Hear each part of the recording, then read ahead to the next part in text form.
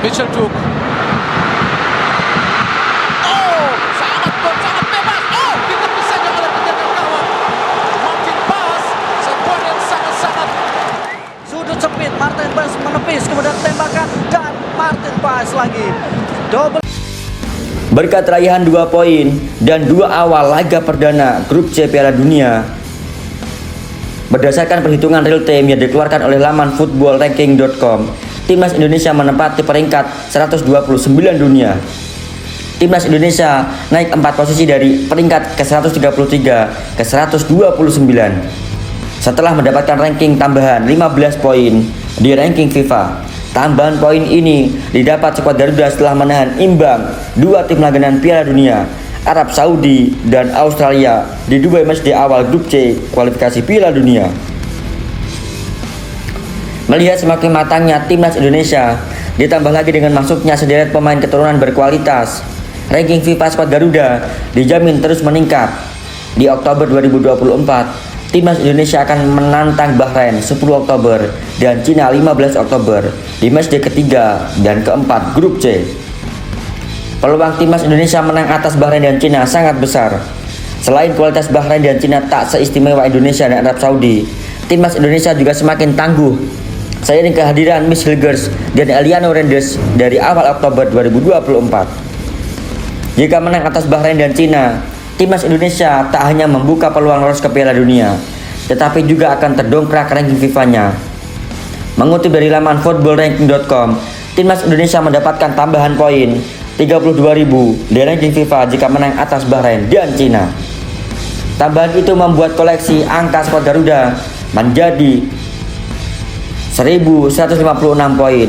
Kondisi itu membuat Timnas Indonesia berpotensi naik 9 posisi dari 129 ke 120 dunia.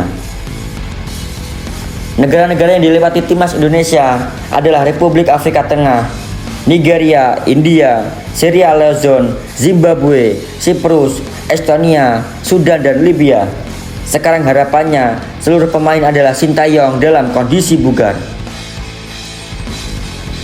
Alhasil, Timnas Indonesia dapat menatap laga kontra Bahrain dan Cina dengan kepercayaan diri tinggi. Menarik dinantikan aksi lanjutan Timnas Indonesia di babak ketiga kualifikasi Piala Dunia.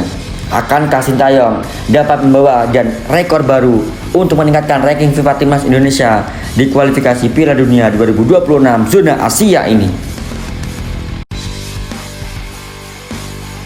Kabar kedua, pantau Liga 1, Sintayong temukan penyerang ganas. Sintayong menemukan penyerang ganas yang siap dimainkan Timnas Indonesia melawan Bahrain dan Cina di kualifikasi Piala Dunia 2026 zona Asia. Penyerang yang dimaksud ialah bomber Persis Solo, Ramadan Sananta. Ramadan Sananta bisa dibilang bukan penyerang yang masuk kriteria pemain idaman Sintayong.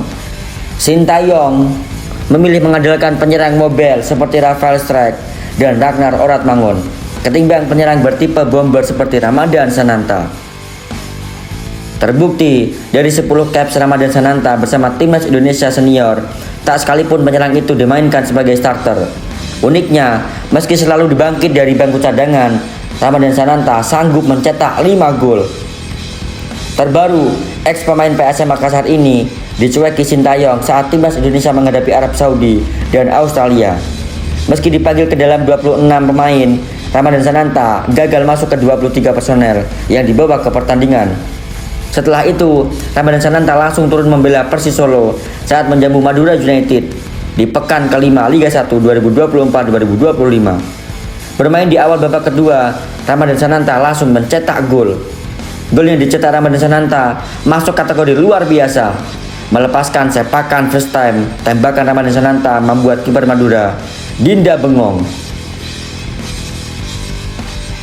Berhubung Rafael Strijk belum kunjung membuka keran gol bagi Timnas Indonesia, tak ada salahnya bagi Sintayong untuk menjajal Ramadan Sananta saat bersua bersama Bahrain dan Cina Oktober mendatang. Dalam pola 3-4-3 racikan Sintayong, Ramadan Sananta membuat bentuk trio tajam bersama Ragnar Oratmangun winger kanan dan Eliano Rendes winger kiri.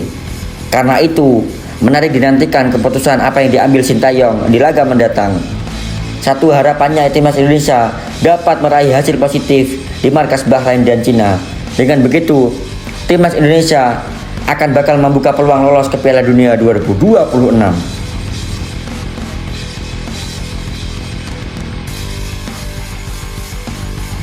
Strategi PSSI untuk mendatangkan pemain naturalisasi demi bela timnas Indonesia tak hanya menjadi sorotan publik dalam negeri. Di Belanda, hal ini juga menjadi perhatian banyak pihak. Salah satu jurnalis Belanda, Danny van Laar, dalam podcast Football Premium bersama ex-back Svenjerot, Kats Ramstein membahas potensi besar yang akan dimiliki oleh timnas Indonesia jika diperkuat banyak pemain berdarah Belanda. Danny menyoroti langkah sejumlah pemain keturunan Belanda seperti Martin Paes, Tom Haye, Ragnar Ratmangun, Jay Itzes, Nathan Joao yang memilih untuk membela timnas Indonesia. Mereka benar-benar mengerjakan langkah ke depan, mencoba menciptakan sesuatu bersama-sama, ucap media tersebut. Selain pemain Indonesia yang bertanding di sana dan lahir di Indonesia, mereka juga berusaha menciptakan perpaduan tambahnya. Menurut Van Laar, ada potensi besar untuk sepak bola timnas Indonesia jika dihuni oleh pemain keturunan Belanda. Dan tentu ada potensi besar untuk tim nasional negara itu. Mereka sangat sibuk dengan proyek itu. Saya belum pernah melihat yang seperti ini. PSSI terus bergeliat mendapatkan tambahan amunisi pemain keturunan untuk bisa membela timnas Indonesia. Terbaru, Miss Hilgers dan Eliane Rendes dikabarkan akan segera menjadi warga negara Indonesia. Selain dua nama itu, muncul lagi rumor bahwa PSSI akan melakukan proses naturalisasi kepada striker Mauro Gista. Saat ini saya sedang proses. Saat ini kami sedang mengurus paspor saya. Mereka periksa dokumen.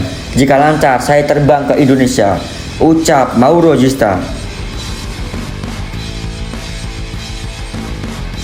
Kabar keempat, pelatih timnas Indonesia Sintayong mengunjungi rumah Raffi Ahmad pada Minggu 16 September.